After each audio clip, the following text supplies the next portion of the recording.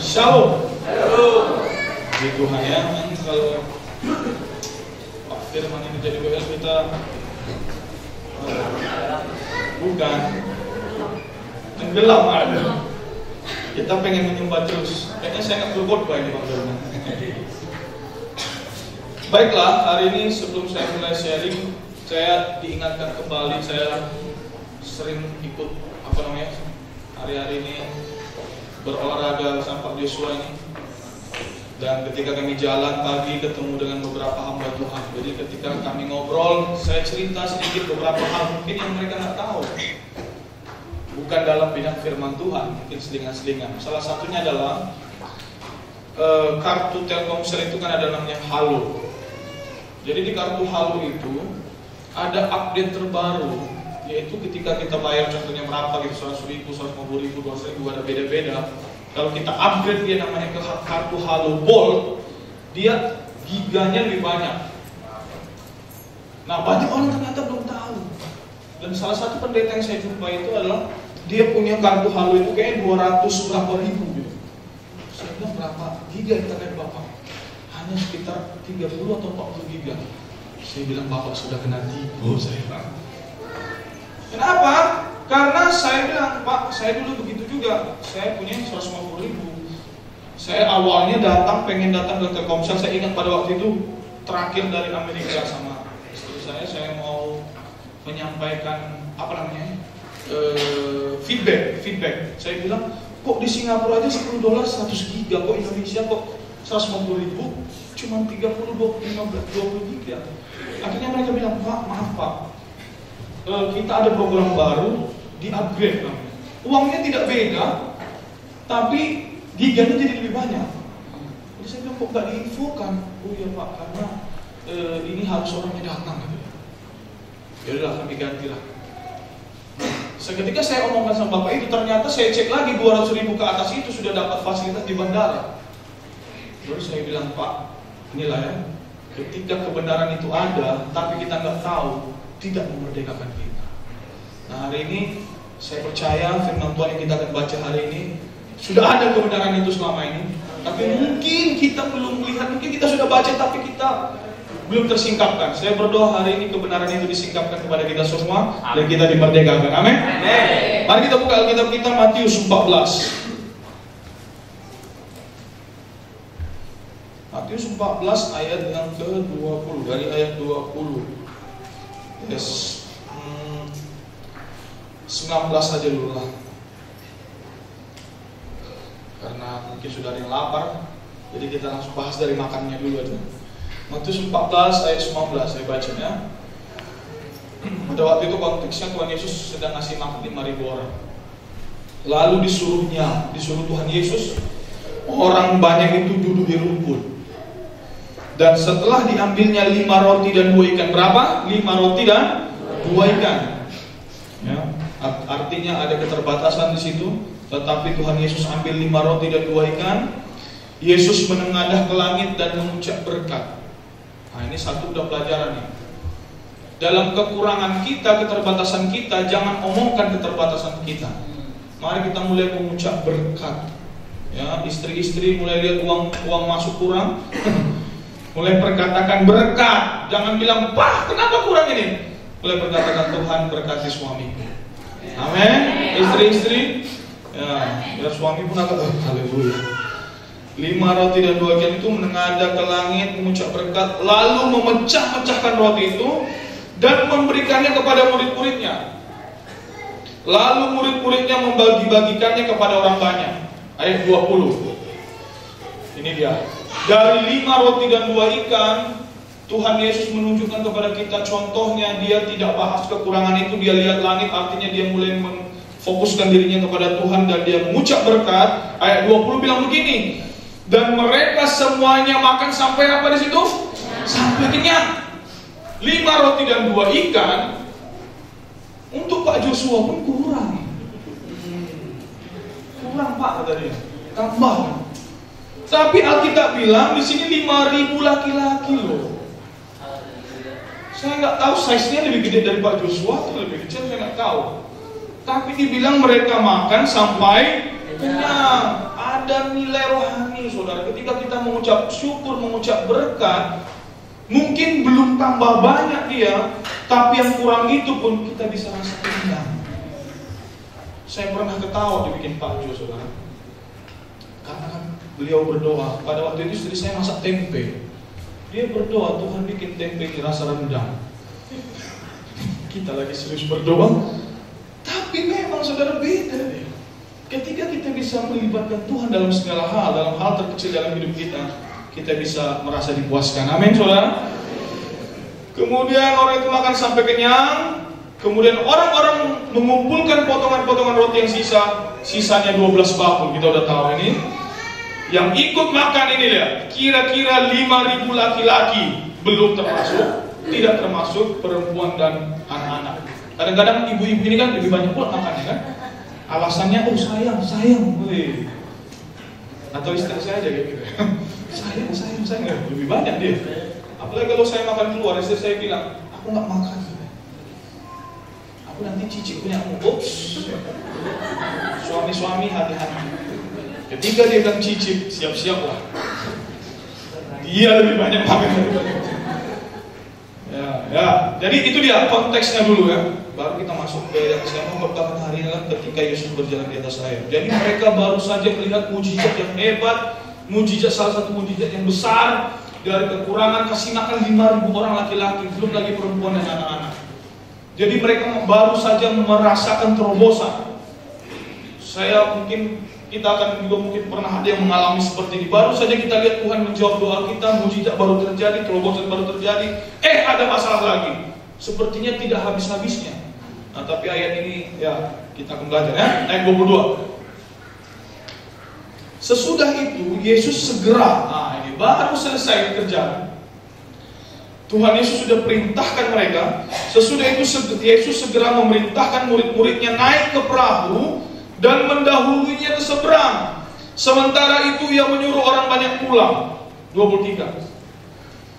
Dan setelah orang banyak itu disuruhnya pulang, Yesus naik ke atas bukit untuk berdoa seorang diri. Ketika hari sudah malam, ia sendirian di situ. 24. Perahu murid-muridnya sudah beberapa mil jauhnya. Kalau satu mil itu sekitar 1,5 km.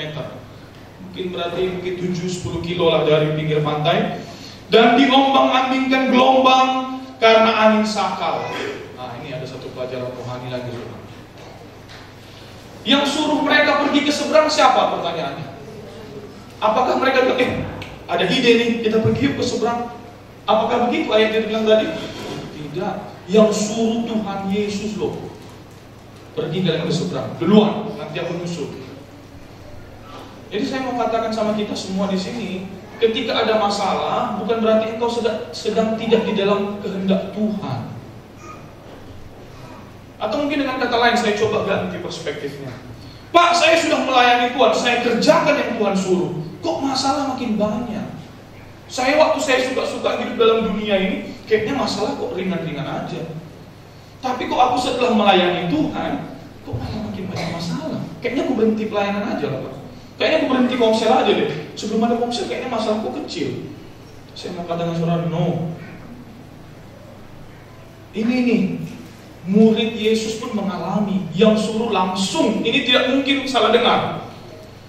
Tuhan Yesus yang langsung ngomong, pergi ke seberang, nanti aku nyusul. Ada masalah.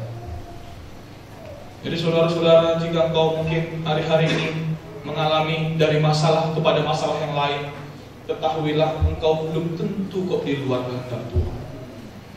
Justru kadang-kadang ketika kita melakukan kehendak Tuhan, makin banyak tantangan itu, badai itu makin kuat. Kenapa? Karena musuh tidak senang. Dia coba mengubah fokus kita. Nanti kita akan lihat nanti ya. Jadi saya mau katakan sama saudara, jangan juga menjudge ketika orang kena badai. Kita bilang, ya itu kan, udah aku bilang. Siapa tahu Tuhan sedang mau menunjukkan kuasanya, mujizatnya dalam hidup dia. Justru tugas kita adalah mengarahkan dia kepada Tuhan. Mengingatkan dia bahwa Tuhan ada ya. 20 berapa tadi? 25. Ini dia. Kira-kira jam 3 malam. Jam 3 malam ya, jam 3 subuh ya. Kira-kira jam 3 subuh, jam 3 malam, datanglah Yesus kepada mereka berjalan di atas air. Belum ada dicatat di situ murid-murid ketakutan, Bapak Ibu, teman-teman semua. Tetapi ketika ayat 25 muncul, ketika Tuhan Yesus datang di jam 3 malam, 26 bilang begini, ketika murid-muridnya melihat dia berjalan di atas air, kita baca sama-sama 1, 2, 3 ya. Mereka terkejut dan berseru, itu hantu. Lalu berteriak-teriak karena takut. Sebelum Tuhan mau datang menunjukkan kuasanya, mereka nggak takut. Tetapi ketika Tuhan Yesus datang dan Alkitab mencatat jam 3 malam, menurut saintifik, menurut penelitian, jam atau kegelapan yang paling pekat adalah di sekitar jam 3 malam, jam 3 subuh. Dan saya percaya pada waktu itu nggak seperti sekarang, lampu segala macam ada. Dan ketika Tuhan Yesus datang mau menolong mereka di tengah badai, justru di situ saat mereka paling takut. Bahkan Tuhan Yesus datang pun mereka anggap hantu. Seminggu ini kami ada mengalami turbulensi sedikit di bidang misi. Jadi ada kesalahan di lapangan. Kita coba-coba membantu, menjelaskan. Tetapi makin kami jelaskan, makin salah dia. Sampai satu kali kami ada tidur jam 2 pagi.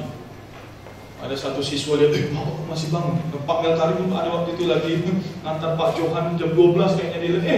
Pak Gen katanya. Kenapa? Karena masalahnya sungguh-sungguh serius. Setiap ada orang datang, ini sama nih. Ketika Tuhan Yesus datang kan dikira hantu. Si Tony sering datang ke rumah mau ngambil kunci mobil. Saya jawab dia dengan ketus, karena begitu banyak fokus saya masalah. Tamat di situ, saya bilang, ambil gitu. Saya nggak tahu saudara pernah mengalami ini nggak? Ketika kita lagi terfokus kepada masalah, ada orang senyum pun kita emosi. Senyum kawan itu, ngejek dia. Senang kayaknya dia dalam masalah. Jadi waktu kita fokus kepada masalah ya, ketika kita lihat diri kita, kegagalan kita, yang kita sedang gumuli, maka semuanya kelihatan, bahkan Tuhan pun mau tolong kita anggap hantu.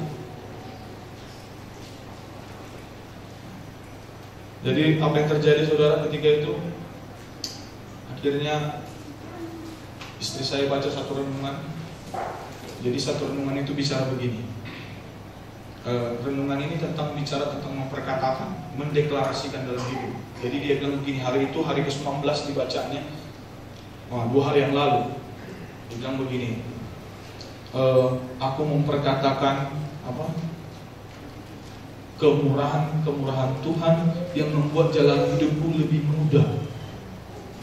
Kemudian Tuhan meluruskan jalan-jalanku yang bengkok. Dan Tuhan akan membuat semuanya gampang bagiku. Baru dia cerita sama saya, yang aku dapat pewahyuan ini. Dia cerita, kami semangat. Itu pagi-pagi, jam 12 siang, hari itu hari yang sama, kami dapat jawaban bahwa mereka bilang, tenang, tidak apa-apa, udah gak ada masalah lagi. Sebenarnya, kalaupun enggak kami baca itu, kami fokusnya sama Tuhan, tetap datang email itu jam 12. Tapi karena kami fokusnya kepada masalah ini, gimana ini? Gimana nanti kalau begini gitu? Kami menderita dari hari Senin sampai jam 12 hari itu hari Jumat atau hari Sabtu. Saudara, jangan mau menderita, stres, khawatir hari ini karena masalah. Bahagia itu saat ini, katakan amin. Bukan karena masalah tidak ada engkau bahagia. Nanti kita akan lanjutkan. Tetapi karena Tuhan. Filipi 4 ayat 4 berkata, bersukacitalah senantiasa di dalam Tuhan. Sekali lagi, kukatakan bersukacita karena Tuhan kok. Kalau karena yang lain, hidup kita berubah-ubah. Oke, kita lanjutkan ya. 26. Ketika murid-murid yang melihat dia berjalan di dalam 27. Tetapi segera Yesus berkata kepada mereka, tenang. Tuhan Yesus selalu itu omongannya. Ketika dia muncul dalam hidup kita, dia membawa ketenangan. Aku ini jangan takut. 28, permintaan Petrus, ya sering kita dengar permintaan yang tak masuk akal itu. Dia bilang apa? Tuhan, apabila engkau itu Suruh aku datang kepadamu berjalan di atas air. Kata Yesus, datanglah. Maka Petrus turun dari perahu dan berjalan di atas air mendapatkan Yesus. Ada banyak lagu saudara, lagu rohani bicara tentang bukan berdiri di tengah badai, aku akan berjalan di atas air, segala macam. Sebenarnya itu bukan masalah ketidakadaan badai itu loh. Petrus jalan di atas air ini, badainya masih ada. Maka saya pernah tulis, kekhawatiran itu muncul bukan karena adanya masalah. Kekhawatiran itu muncul ketika engkau tidak sadar Tuhan ada dalam hidup. Kegelapan ada, saya cek di Google pada waktu itu bagaimana mengukur kegelapan. Tidak bisa. Yang bisa kita ukur adalah terang. Jadi mengukur kegelapan itu adalah diukurnya minus terang. Nah ini saya nggak ngerti saya, apakah saudara ngerti kan? Jadi contohnya kalau jarak itu kilometer. Nah kalau terang itu lumen kalau nggak salah saya. Lumen. Nah gelap itu nggak ada ukurannya. Tetapi terang itu diukur minus gitu. Ketidakadaan terang. Jadi hari ini kalau kita matikan lampu ini, maka gelap dia. Karena ketidakadaan terang. Bukan ada kegelapan. Nah ini saya harap saudara paham. Jadi tidak ada gelap, yang ada ketidakadaannya terang. Ketika lampu mati maka gelap. Maka tidak ada ketakutan, kekhawatiran, ya, semua itu yang memunculkan kita rasa takut tidak ada. Yang ada hanya ketika tidak ada Tuhan hadir engkau rasa, maka engkau mulai takut. Ketika fokusmu bukan lagi ada Tuhan di situ, maka yang semua ini memunculkan ketakutan. Jadi bukan tidak ada langkah 1, langkah 2, langkah 7 langkah untuk menghadapi ketakutan, tapi hanya satu, ketika kita bisa menyadari ada Tuhan di situ. Amin. Kita lanjutkan. Tetapi ketika dirasanya tiupan angin, ada nggak angin tadi? Ada. Tetapi ketika dia mulai merasakan tiupan angin, takutlah ia dan mulai tenggelam dan berteriak, Tuhan, tolonglah aku. Saudara, kita pernah gagal. Saya cerita tadi, saya pun takut beberapa hari ini. Karena saya bayangkan bagaimana nantinya. Gimana nanti nasib orang-orang ini gitu. Saya takut. Tetapi ingat di sini dibilang apa? Petrus dia minta tolong.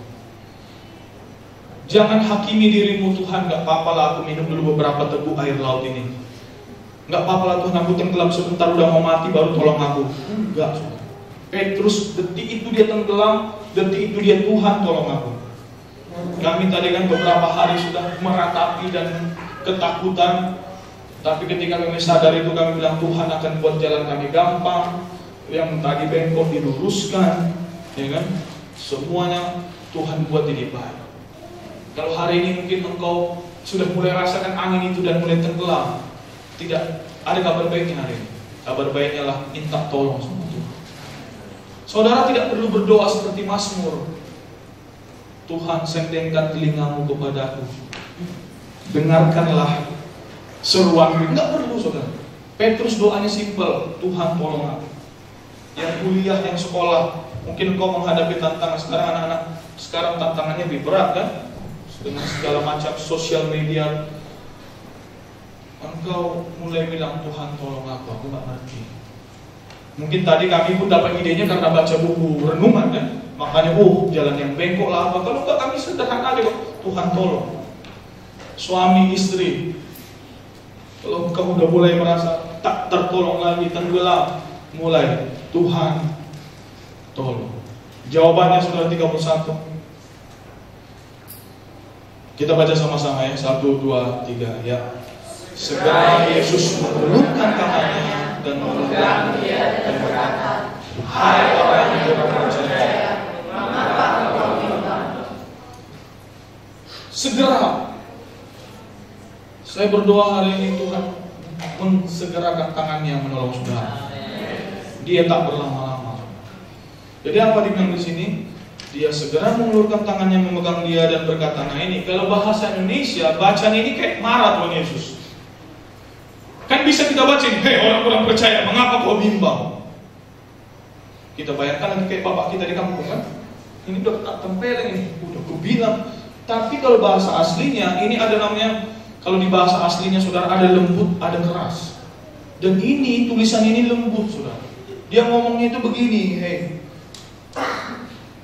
orang yang kurang percaya, mengapa kau bimbang? Lembut dia ngomong. Jadi bukan dibilang, kau nggak lihat ya badai besar. Kenapa permintaanmu aneh-aneh? Cuman dia bilang, kenapa kau nggak percaya?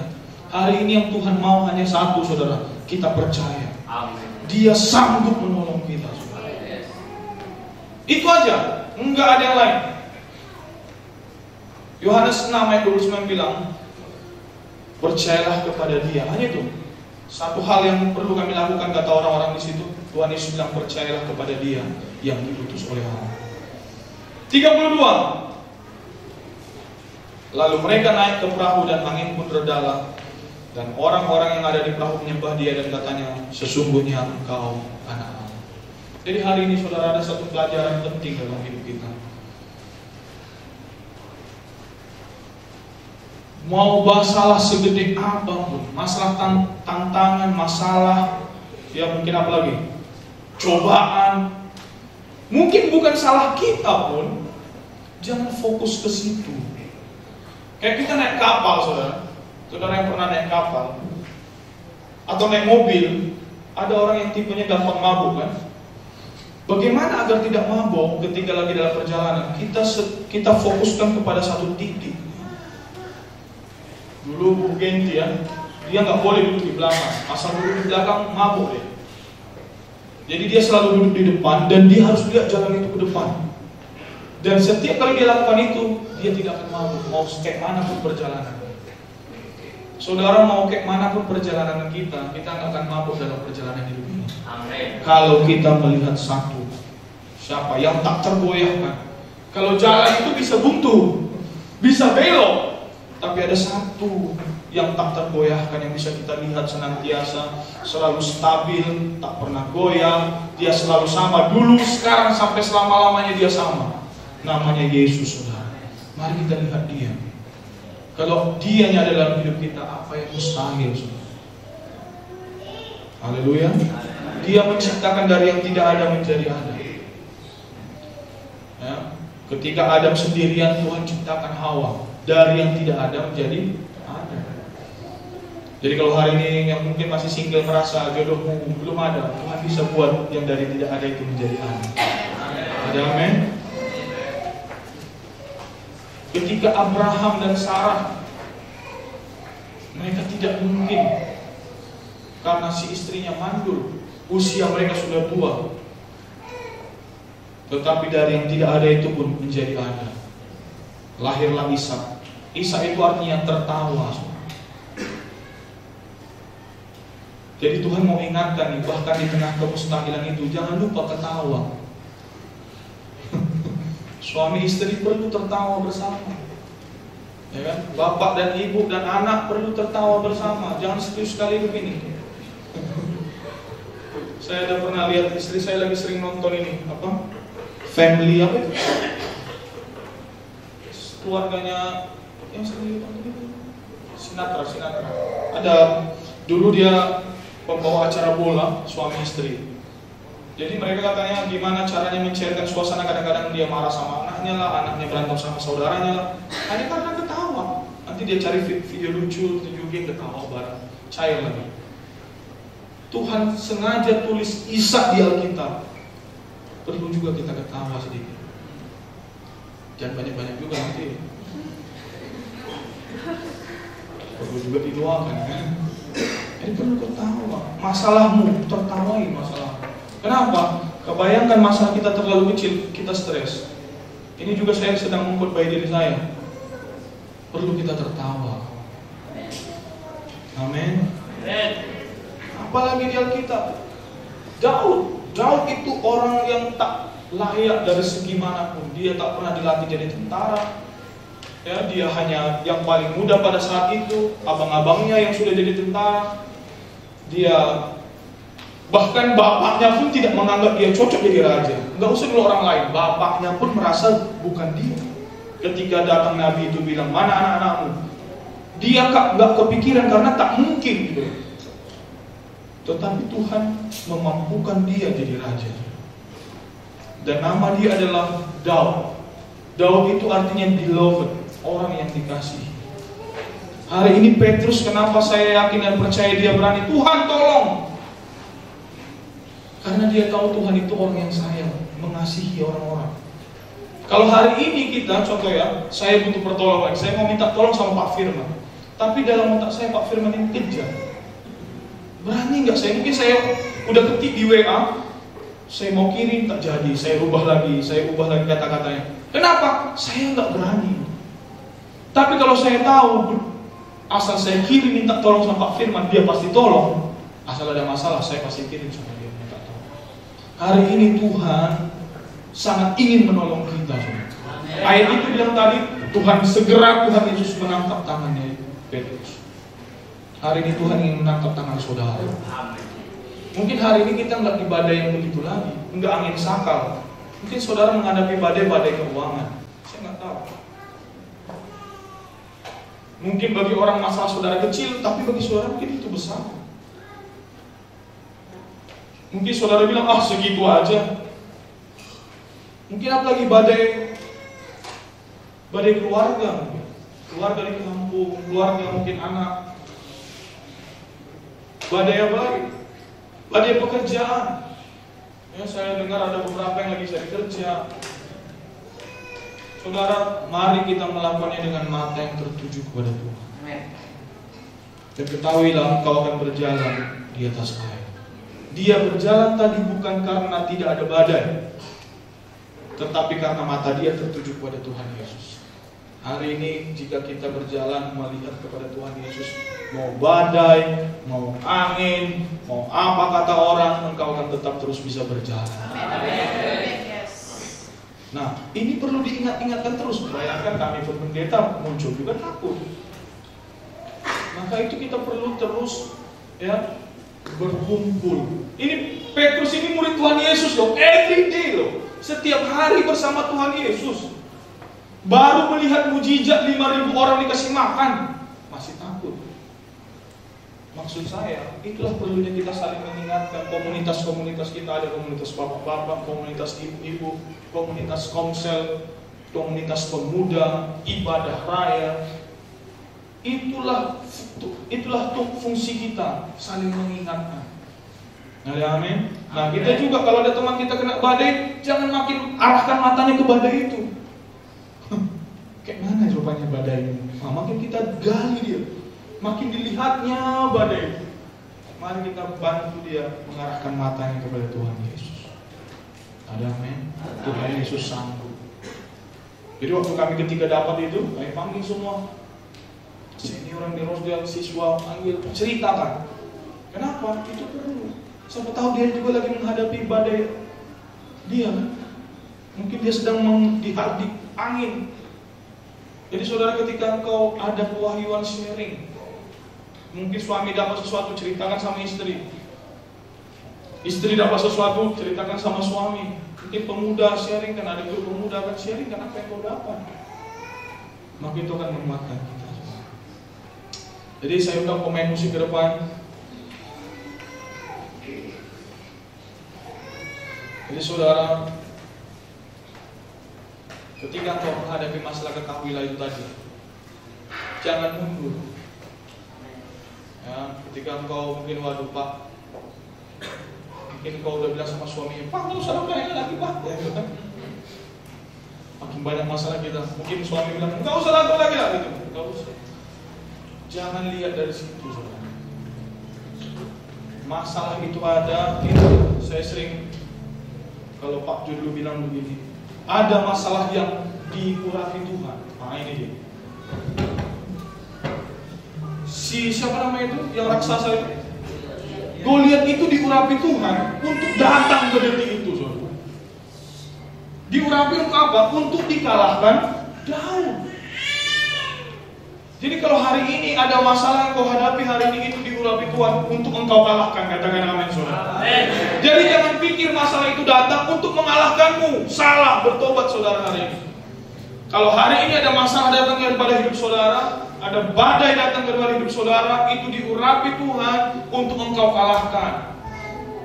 Kalau ada api yang besar seperti Sadrak, Mesak, Abednego, itu diurapi Tuhan agar raja itu pun menyembah Tuhan. Firman Tuhan berkata, tak satu bau rambut yang hangus. Jadi hari ini jika ada masalahmu, mari kita belajar bilang terima kasih Tuhan. Berarti akan ada kemenangan lagi terjadi. Kalau tidak ada peperangan, tidak ada kemenangan. Kalau semakin besar perangnya, berarti semakin besar kemenangan. Ya, Gideon hanya dengan 300 orang melawan 135.000 orang. Kemenangan besar. Jadi hari ini belajar kita jangan takut, jangan khawatir. Ya, kita mulai arahkan pandangan kita pada Tuhan. Tuhan sanggup, Tuhan kasih tolong, Tuhan buat semuanya mudah, Tuhan sembuhkan sakitku, Tuhan pulihkan keluargaku, dompetku diberkati Tuhan, uang terbirit-birit masuk ke rekeningku. Kayak anjing itu kan kita kejar terbirit-birit. Mulai bayangkan berkat-berkat Tuhan terbirit-birit masuk ke rekening.